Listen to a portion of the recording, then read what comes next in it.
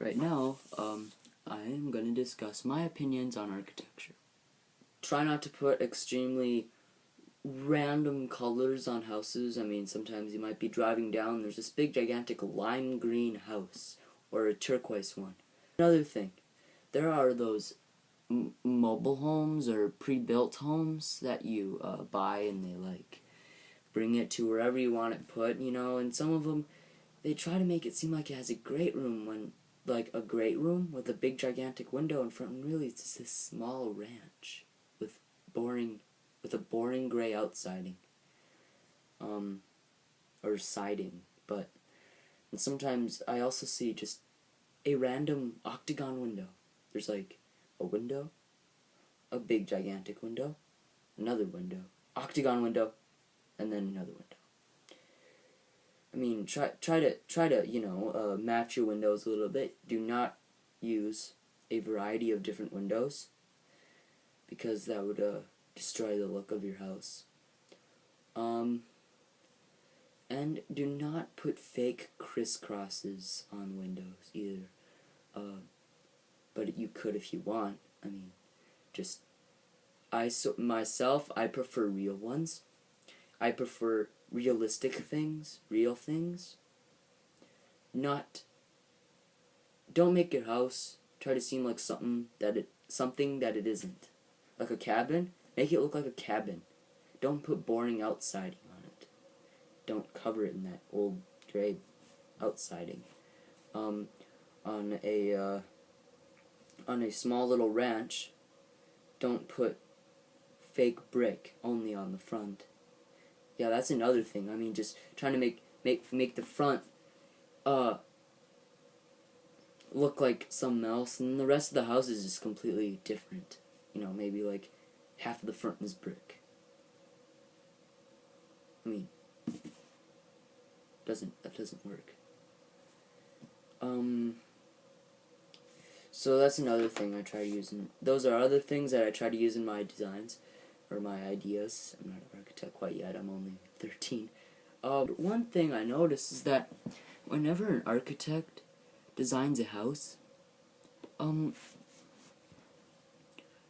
they try to add their own little touch into it.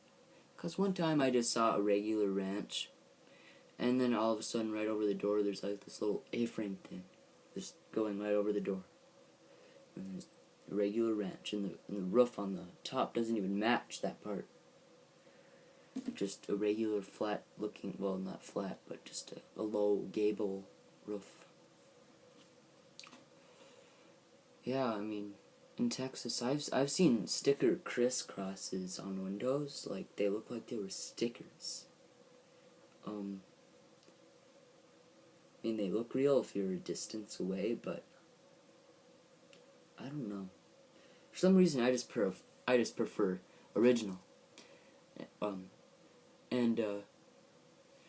And if you were to buy land or a spot in this historical area, I've seen this. This was in Wisconsin.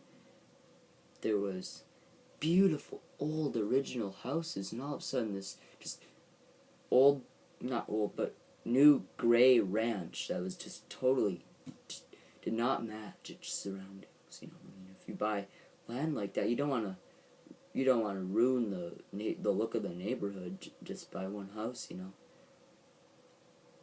mean, it just kind of bothered me how that happened, because there's just these big, beautiful brick houses and just a flat ranch that has gray siding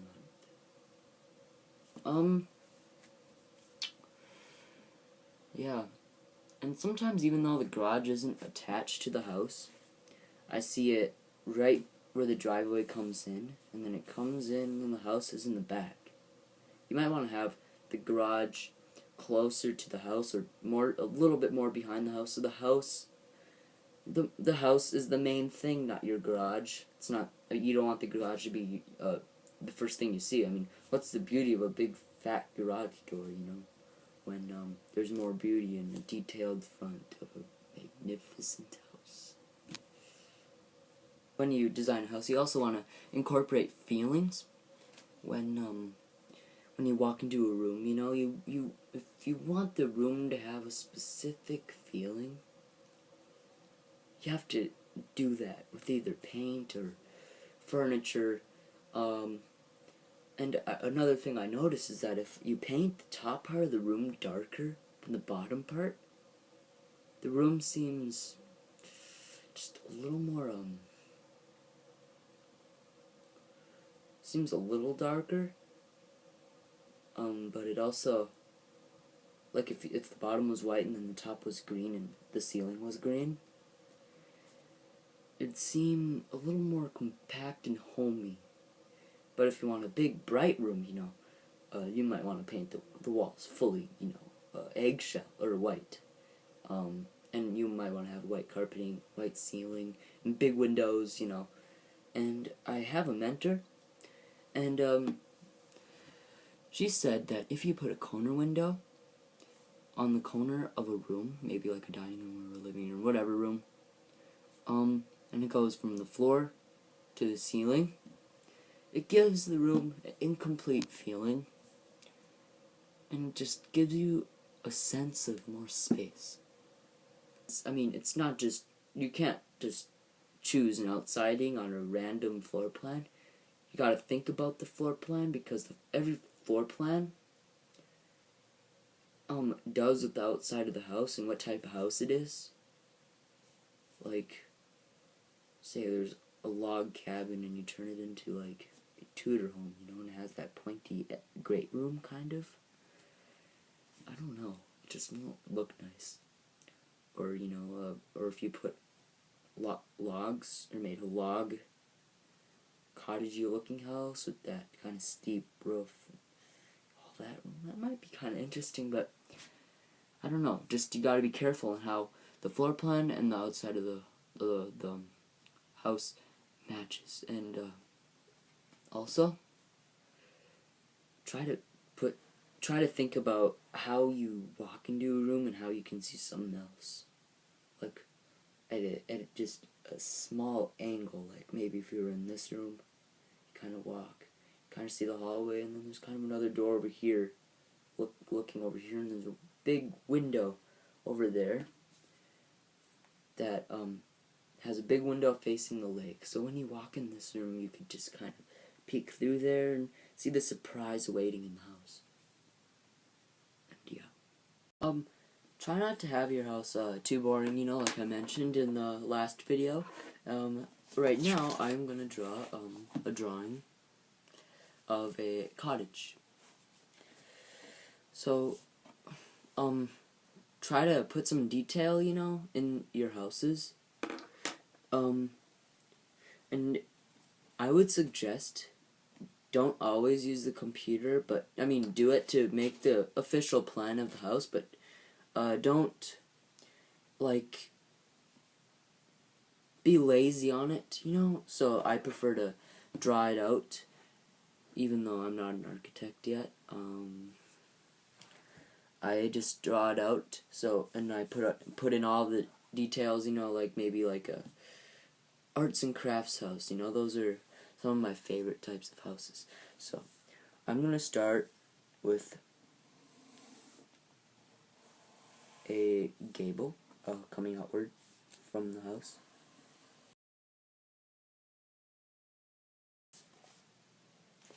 I have a window here, a little window, another window.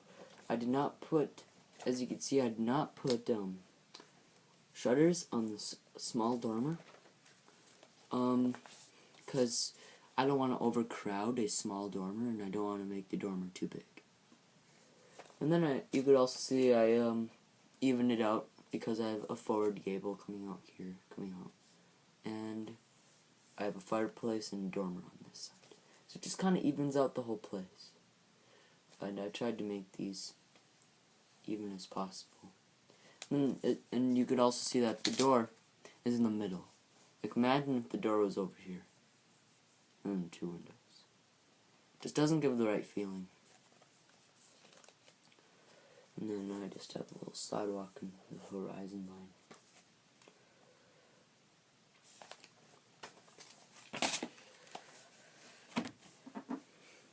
So yeah, another thing, like I mentioned about the dormer. don't overcrowd parts of the house. Don't add so much detail it just overwhelms you. Because I've also seen Tudor homes that just remind me of zebras. Because, like, they have just all these stripes, maybe just taking every other one out, that would make it way better. They're eye-catching, but you should try to make, your house eye-catching, but not in that way though. Like, try to make it look, make people think, wow, that is an awesome house, not, whoa, zebra.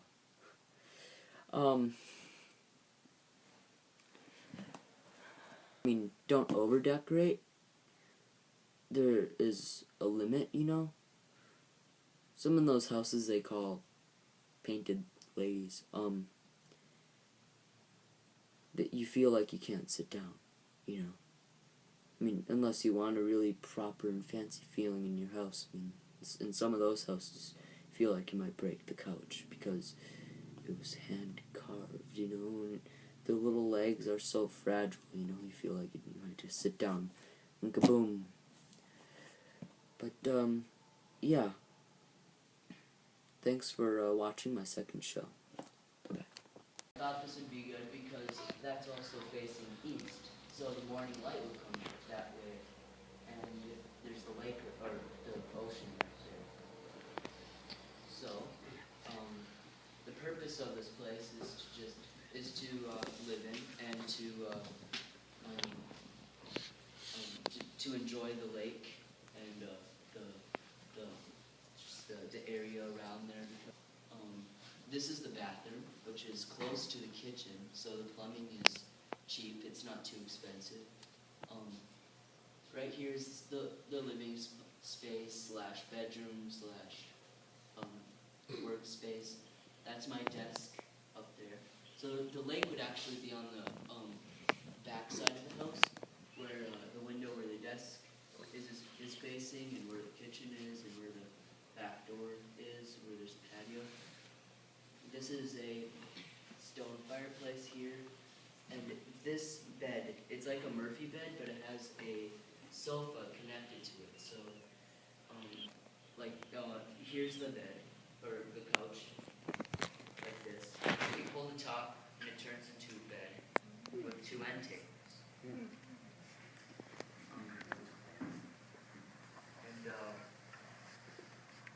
And then that yellow chair is my reading corner with the soft light from the north right there, which is perfect for the desk and reading. And I have a closet under here for the clothes, and then the coat closet's right there. I have a carport under here, under the roof overhang, which, if I put this on, blocks a lot of high sun during the summer from warming up the house, so you don't have to pay too much money for air conditioning. And there's a little bit of an overhang on the roof above the door so you don't get wet. And the driveway also comes from the back here.